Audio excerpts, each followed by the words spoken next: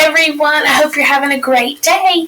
We are going to be working with the empty pot today, and we are going to be working on practicing asking and answering questions, and then we're going to be working on setting and talking about the setting of the story. So I would like you to get out your book. Let me grab mine to show you. Get out your book, the I Ready book, and I want you to turn to page 43. We're going to work on this page together. So on page 43, we are practicing asking questions. So we are looking at, let you see the page. There we go. So asking questions, page 43. The first question is, first we're going to read page 12 through 14, and then we're going to answer these two questions because these questions come from page 12 and 14. So let me flip back over to the book, and we are just going to read page 12 through 14. So we are on page 12, right here. When Ping received his seed from the emperor, he was the happiest child of all. He was sure he could grow the most beautiful flower.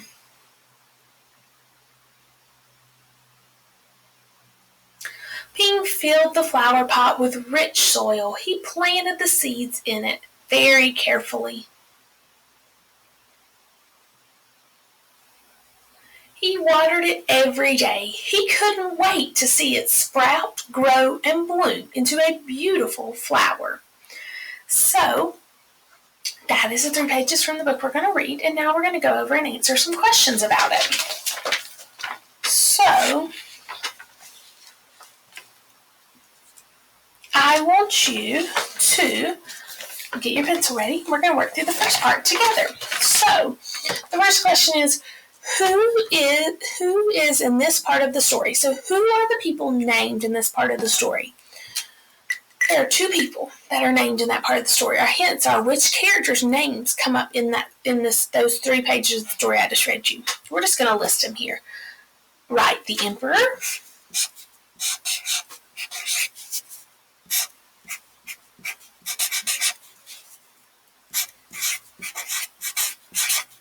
and who else? Right, Ping. Very good. I'm going to make sure I pick up the P capital because that's his name. Ping. So the emperor and Ping. Very good. Now, what does Ping do with his seed? So it told us, what did he go home and do with his seed? Did he throw it in the sink? Did he just lay it under his bed and hope it would grow? Did he just throw it out in the yard and hope it would grow? No, right. He took really good care of that seed. He planted it and watered it and tended to it as much as he could. So let's make that a sentence. Let's see. Ping. What's the first thing he did with it? Right, he planted it. Ping planted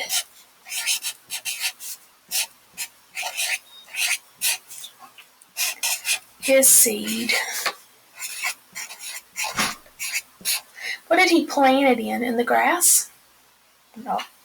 Right, soil. Would you remember there was a really specific word? It didn't just say soil. Right, it said rich soil. So Ping planted his seed in rich soil. Does that mean like lots of money? There was lots of money in that soil. Was it rich like that? No, it just means it's rich, like it had a lot of nutrients and water and minerals and all the things that plant needed to grow big and strong. So Ping planted his seed in rich soil, and what did he do after he planted it? Right, he watered it.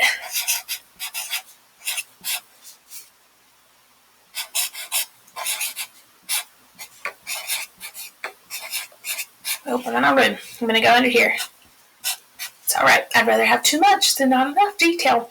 What am I missing at the end of that sentence? Ping planted his seed in rich soil and watered it. Very good. I need a period. Excellent job. So, we have practiced answering some questions together.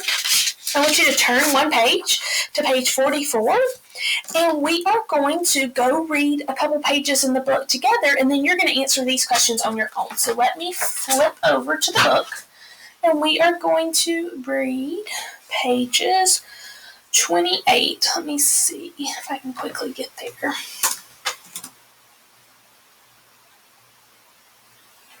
There we go. All right, so I'm reading page 28 through 30.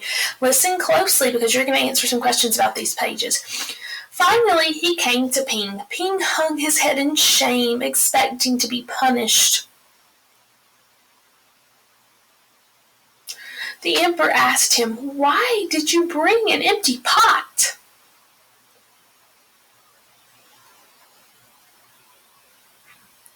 Ping started to cry and replied, "I planted the seed you gave me and I watered it every day, but it didn't sprout. I put it in a better pot with better soil, but still it didn't sprout. I tended it all year long, but nothing grew. So today I had to bring an empty pot without a flower. It was the best I could do." So that's where we're going to stop. I want you to flip over in your book to page 44. It looks like this. There should be a 44 in the bottom. Let's talk about tens and ones. How many 10 sticks do I need to make 44? Very good. 4.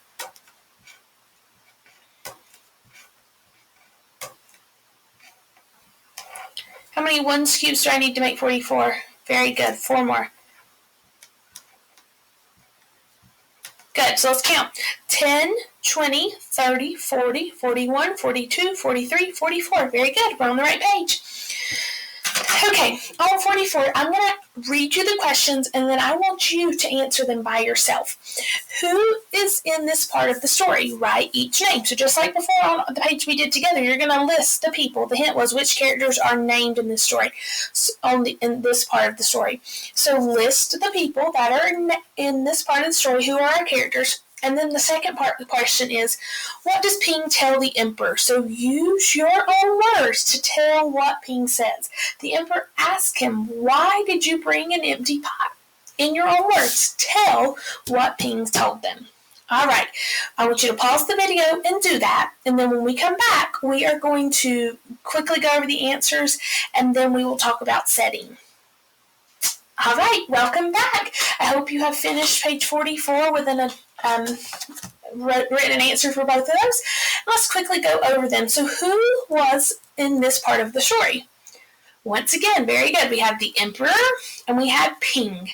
And then what does Ping tell the emperor? I'm sure you all have wonderful answers, and they don't have to be exactly the same. But the gist of what Ping said was that he had done his best. So you might have wrote something like, Ping did his best. He took care of his seed. He watered his seed. But the gist of what you should have wrote here is something to the effect of, Ping tried his best to take care of the plant, but it didn't grow. All right, now let's flip over. Now we are on page 51. Let's draw that with our tens and ones. How many tens do I need to make 51? Very good, I need 5.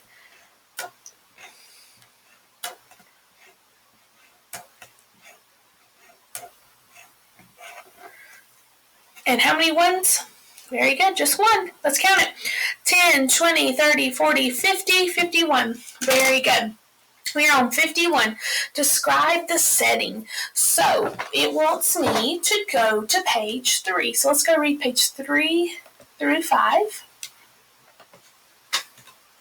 We're looking back at our book. This is the first page of the story. Oh, very good. Okay, when we're talking about setting and describing a setting is where the story takes place. So I'm going to give you a little example. If I were in a story about going to pick up my groceries, and I like to do pickup, and so I like doing that because I don't have to get out of my car. I can pull right up. They bring my groceries out to my car, and that just makes me so happy. Am I talking about going to school? No, that wouldn't be the same. Am I talking about going to the hair salon? No, that wouldn't be the setting if I'm going to pick up my groceries. Am I talking about going to Court Street Grill? No, that wouldn't be my setting. I can go get a meal there, but I can't get all my groceries there. So am I talking about going to Walmart? Right, that's where I'm talking about. So the setting of that story would be Walmart, because I'm telling you somewhere I go, I pull up, I pick up my groceries. So the setting is where the story takes place. Wherever you can see in the picture, sometimes in the words they tell you, like the place. but it's where the story takes place. So I want you to be a good listener on these pages, look at the pictures, and listen to the words and see if you can figure out what the setting is. A long time ago in China, there was a boy named Ping who loved flowers. Anything he planted burst into bloom. Up came flowers, bushes, and even big fruit trees, as if by magic.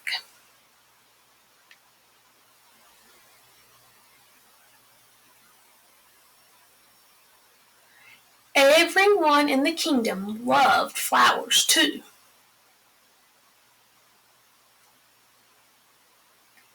They planted them everywhere, and the air smelled like perfume. All right, so make sure that's to page 5. Yes, okay. So let me get back where you can see our workbook pages. We're going to describe the setting. So, where does this story take place? Where does the story happen? On that first page, it tells me where it's happening. I'm going to go back and read it again and let you listen because that's just so important for you to hear. It was on the very first page, the very first sentence of the story. A long time ago in China, there was a boy named Ping. Oh, did that tell us somewhere? A place? Very good, China. So, back to this page on page 51. Where does the story take place? Right, it takes place in China. So I'm going to write that. I want you to write that with me. It takes place in, and China is a place, just like if you're writing the United States or North Carolina, it's a place. So it's going to start with a capital letter. So China is going to have capital C. So it takes place in China, and I need to end that sentence with a period. Okay, and then it says, when does the story take place? Which word tells us about a time? So I'm going to go back, and I want you to look at that same page you were just reading from. So not where, but when did it take place? A long time ago in China, there was a boy named Ping who loved flowers. So it took place in China, and when? Was it yesterday? Was it today? Is it tomorrow? Right, it says a long time ago, so that means it happened way back a long time ago. So we are going to write that when did the story take place? It took place a long time ago. Let me get it where you can see my screen. So when did the story take place? It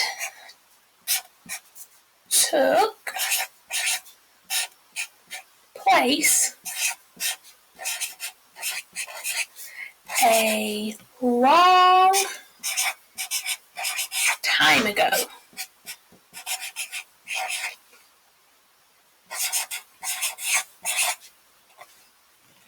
All right, make sure you get both of those copied down. If you need to pause and get that copied down, that's perfectly fine. Once you've unpaused, what does the setting tell you about the people in the story? Why does it help you know this? So, what does the setting tell you about the people in the story? We know if the setting is China, that those people are from China, right? Very good. So I want you to, we did this one together. Now we're going to do a little bit about setting by ourselves. So once you finish that, you're going to turn over to the very next page. We're on page 52. 52, it's just one page. And on the very next page, and we're going to read a different part of the story. This part of the story may have a different setting. Let me turn back to our book. And let's see.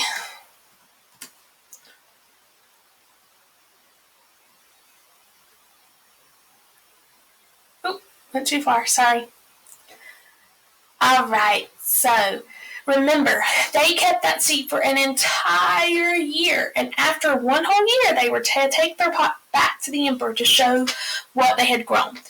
So we're going to read a couple pages. Spring came, and all the children put their best clothes on to greet the emperor.